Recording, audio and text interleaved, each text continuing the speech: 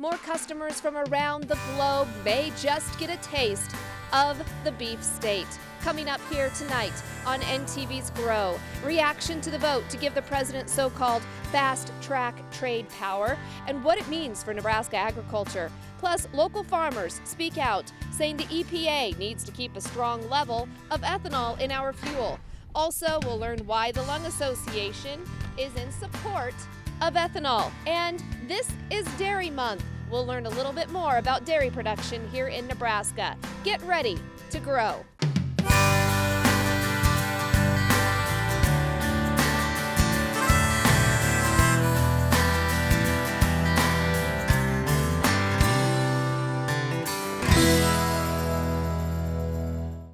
Thank you so much for joining us tonight.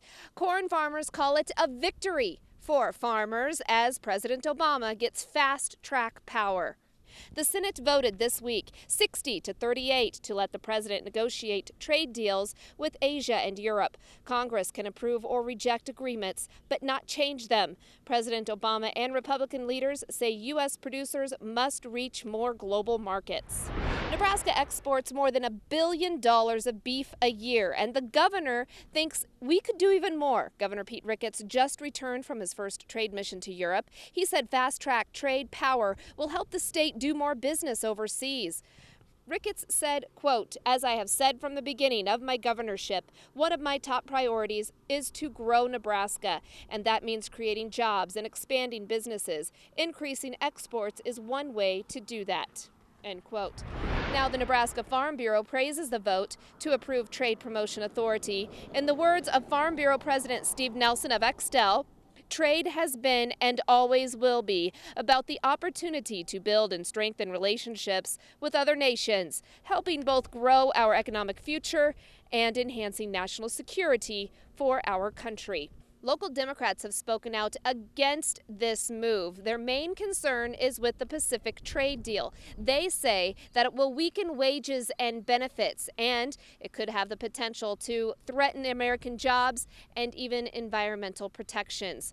Now, when it comes to ethanol, the renewable fuel standards, there's a fight over that too. NTV's Grow co-host Steve White has more on this. It's called the Renewable Fuel Standard, and corn farmers say don't mess with that RFS. Farmers are frustrated by a proposal that could scale back the nation's ethanol mandate. The EPA says the ethanol volumes required by law are impossibly high. Farmers say they're more than capable of growing enough corn for both food and fuel. And with corn prices hovering around the break-even point, tell the EPA to leave things alone. To be messing with it at this point does not make any sense. I begin to wonder what they're really thinking on some of this. It's just short-sighted on their part. Busloads of FFA members and farmers from Nebraska and other states organized a rally on the same day as an EPA hearing in Kansas City, saying ethanol is good for rural America. Plenty of benefits, from the tax base to the high-paying jobs that are available at the ethanol plants, to being able to bring young people back into the farm because of the ability to maybe grow more acres, or because of what the prices have been in for the last few years. It's been wonderful for the economy as a whole. The pipeline fighters of Bold, Nebraska support ethanol. They say it's time to give big oil the boot. Jane Klebb says it's all about shifting power from the oil industry to rural towns. For its part, the EPA says the final requirements are expected to be announced in November. Moving on down to fields in Kansas, there's a concern with flag smut disease in wheat fields there, and ag officials are getting in contact with farmers to help stop the spread of the disease. The State Department of Ag said the disease poses no human or animal health concerns and does not impact grain quality, but it can hurt wheat yields. They are urging those farmers to delay harvest of infested fields until other fields are cut. It is the first time it has been detected in Kansas since the 1930s. Open up your fridge, and the milk in there could have come from Wolfton Dairy. They're located just south of Kearney. But the number of dairy farms in Nebraska is dropping. This compared to just a decade ago. To find out more on what's going on, we turn to NTV's Tanner Kaler. Me and my brother relocated here from Virginia in 1997. We were looking for more opportunity in the dairy industry, and we felt Nebraska at that time showed a lot of opportunity. A lot of opportunity for Steve Wolf then, but today the dairy landscape in the state has changed. Our numbers have declined here in the last 3 or 4 years. It's kind of sad to see because Nebraska still has a lot of great opportunity for dairies to thrive here. A report conducted by the University of Nebraska-Lincoln on livestock expansion in the state backs that up. Nebraska has seen an almost 20% decline in the number of dairy cattle from 2003 to 2013, and currently Nebraska ranks 26 among the top milk-producing states. Dairy numbers have been decreasing in the state, whereas in other states they have really grown. I think one of the issues is with Nebraska is we got to get the processing in, and the processing doesn't want to come unless there's a commitment to the dairy. So which comes first? It became an issue for Steve Wolf too when the Leprino processing plant in Ravenna closed its doors back in 2013. Now, Wolf has to transport his product to Omaha to get processed, and that's 150 miles further than Ravenna. It has cut into the profit some. We do get a little bit more for milk there in Omaha and kind of helps offset that traveling cost a little bit, but it's still been a little lower than it was when we were fortunate enough to have the Ravenna. The effects of the bird flu outbreak could get worse. New York Senator Chuck Schumer says that will happen if Congress goes ahead with a plan to cut $500 million from the agriculture budget. Producers destroying thousands of birds, egg prices soaring, and restaurants are struggling with the higher prices.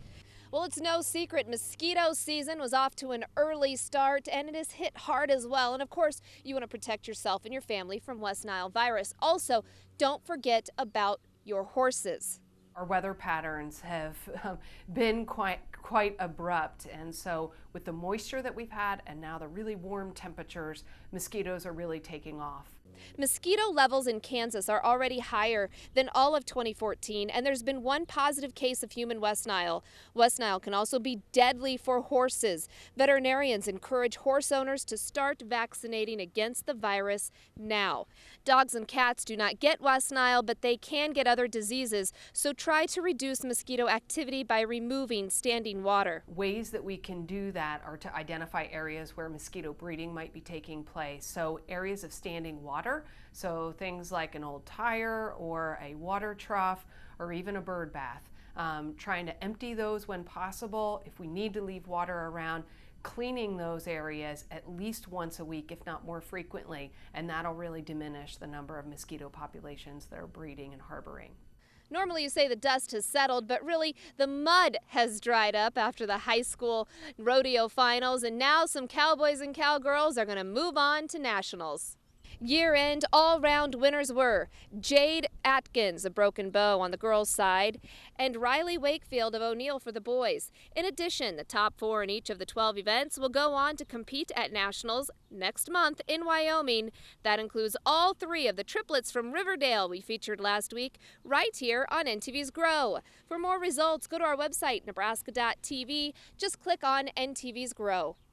Some of these kids not old enough to even tie their own shoes, so they tug on the boots and they jump on into the livestock show ring. NTV's Grow co-host Steve White has a look at the Junior Nationals for Shorthorns. You gotta love what you do to do it.